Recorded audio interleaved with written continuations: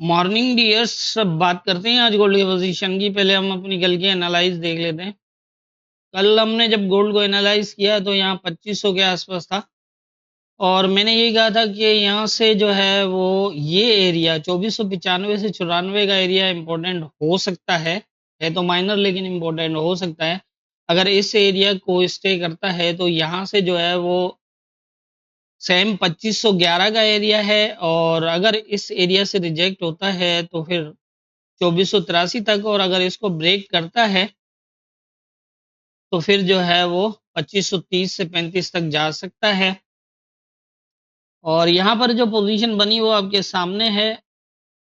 जो 2500 वाला 2511 वाला जो एरिया था, इसको इसने प्रॉपरली जब इसके पास गया तो इसको डायरेक्टली ब्रेक क्लोज किया।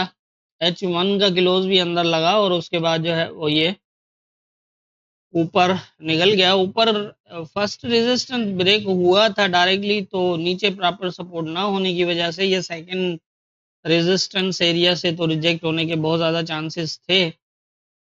वही हुआ। तकरीबन 35 से नीचे नीचे जो है वो स्टे करने के बाद दोबारा जो है वो सेम 2500 के पास आ गया, और ये एक बहुत बड़ी ट्रेड है।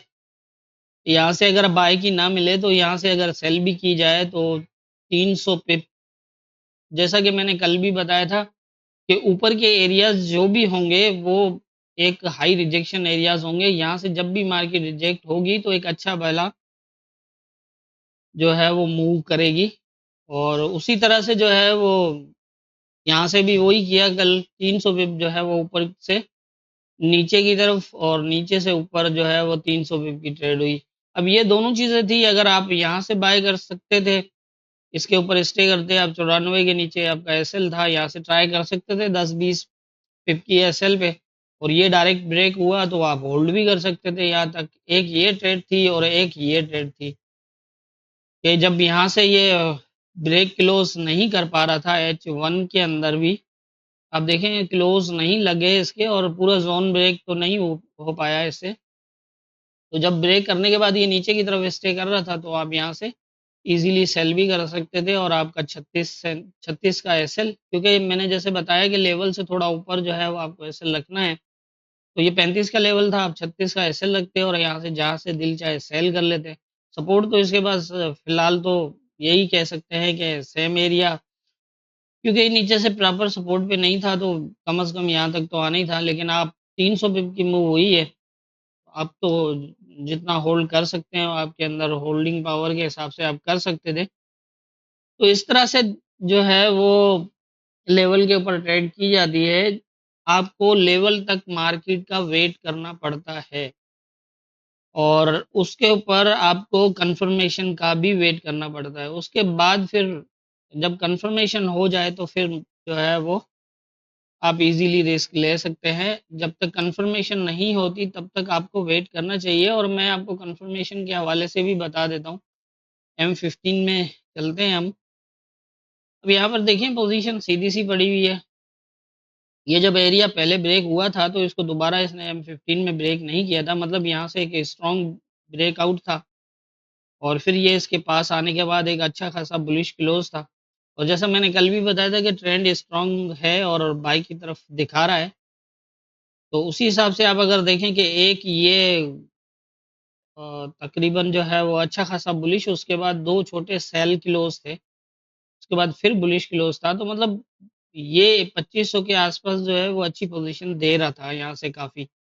और यहाँ से देखें कि आप इस M15 ने डायरेक्टली ब्रेक क्लोज किया था, तो आप इजीली यहाँ तक वेट कर सकते थे। इस तरह की पोजीशन है। यहाँ पर अगर ऊपर देखें आप, एक बार टेस्ट कर पहुंचने की कोशिश इसने कितनी बार की है, एक बार, दो बार, तीन बार, लेकिन ये लेवल तक पहुंच नहीं पाया। और फिर जब ब्रेक भी किया इसने, शेडो ब्रेक हुआ, तो ये सेल क्लोज किया, उसके बाद भी ये यहीं जो है वो स्टे करता रहा। अब बात आती है लेवल की, तो मैं यहाँ पर प्रॉपर लेवल्स की अगर हम बात करें तो आप जानते हैं कि यहाँ पर पीछे मार्केट की मूवमेंट नहीं है, तो इसके लिए थोड़ा-सा आपको या फिर 19-20 का जो है वो लेवल का इश्यू आ सकता है। लेकिन ये है कि आप इसीलिए ज़ोन जो है बनाने का मकसद ये है कि यहाँ आपको सेफ साइड मिल सकती है। लेकिन हाँ, मैंने कल भी बताया था कि ये लेवल्स फॉलो उम्मीद है कि मार्केट ज़रूर करेगी, और आप देख रहे हैं कि किस तरह मार्केट ने लेवल्स को फॉलो भी किया है। तो ये थी हमारी कल की एनालाइज़ और मार्केट की मूवमेंट। अब देख लेते हैं आज के इम्पोर्टेंट एरियाज़ क्या होंगे। तो आज के लेवल से हम इस तरह कुछ देख सकते हैं आज की मूवमेंट को, कि अगर ये इस एरिया से नीचे की तरफ मूव करता है और यहाँ से दोबारा स्टे करता है, तो फिर सेम एरिया, इससे ऊपर बाइंग का ध्यान रखिएगा। ये इसको ब्रेक करता है, स्टे करता है, तो फिर यहाँ तक जा सकता है, और ये भी हो सकता है कि ये यहाँ से फिर जो है वो इस तरह रिजेक्ट भी हो जाए, क्योंकि इस लेवल के ऊपर जो मूवमेंट हुई है, कल ये लेवल तो हमारा नहीं था, लेकिन जो यहाँ पर आज अगर मैंने इसको लेवल लगाया है, तो ज़रूर कुछ सोच समझ के ही लगाया है। और इसका अगर हम ब्रेकआउट भी देखें इसी एरिया का, तो कोई इतना ज़्यादा स्ट्रॉन्ग नहीं है कि ये इतना जो है वो ज़्यादा ऊपर की तरफ फास्टली मूव करे। लेकिन ये है कि आप लेवल टू लेवल मार्केट को फॉलो करिएगा। कल जिस तरह एक लेवल को ब्रेक किया तो फिर दूसरे तक मार्केट गई, इसी तरह से आप इसको ध्यान में रखिएगा। आपको लेवल टू लेवल ही मार्केट को फॉलो करना है, और अगर इसको ये ब्रेक करता है और नीचे आ जाता है, तो अगर यहाँ से फिर ये दोबारा इस तरह से ट्राई कर सकता है, ये पोजीशन भी बन सकती है। और ये है वैसे ये 2494 वाला एरिया कोई ज़्यादा इम्पोर्टेंट नहीं है, लेकिन ये है कि जैसा मैंने कल भी बताया था और आपने देखा कि कल इसी एरिया से ये बुलिश हुआ और अच्छी मूव दी यहाँ से। तो ये है कि ये आज भी इस एरिया का सहारा ले सकता है, लेकिन अगर इसको ब्रेकआउट करता है तो फिर से ये एरिया नीचे का मैंने बताया था 2475 के नीचे H4 के 2 क्लोज लगे, तो फिर ये ऊपर जो है वो 83-84 तक जाने के बाद जो है वो नीचे 2450 तक आ सकता है। ये नीचे की पोजीशन है, मैं लाइन नहीं लगा रहा, लेकिन मैं आपको बता रहा हूँ कि इस तरह। बाकी ये एरियाज फिलहाल सेल की पोजीशन के लिए तो यही है कि रेजिस्टेंस के पास आप सेल देखें और सपोर्ट के पास आप बाय देखें।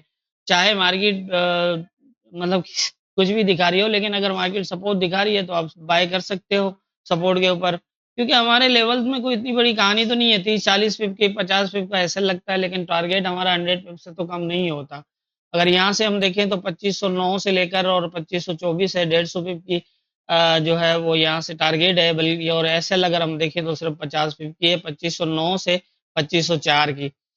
तो इस तरह से आपने जो है वो देखना है। हाँ, जब तक कंफर्मेशन नहीं होती तब तक आप जो है वो वेट करें, लेकिन जब कंफर्मेशन मिल जाए तो फिर आप वहाँ से जो है वो अपनी एंट्री ले सकते हैं। इसी हिसाब से आपने देखना है इसको। यहाँ से ये सीधा भी जा सकता है इस तरह, ये नहीं है कि ये नीचे आए, ज़रूरी नहीं है। इस तरह भी जाता है, और अगर यहाँ से रिजेक्ट होता है तो फिर ये सेम इस तरह भी आ सकता है। ये एरिया इतना ज़्यादा इम्पोर्टेंट नहीं रहा, लेकिन ये है कि जैसे कल ये एरिया माइनर था लेकिन सहारा लिया, तो आज इसका ये सहारा लेकर यहाँ ऊपर जाने की कोशिश कर सकता है।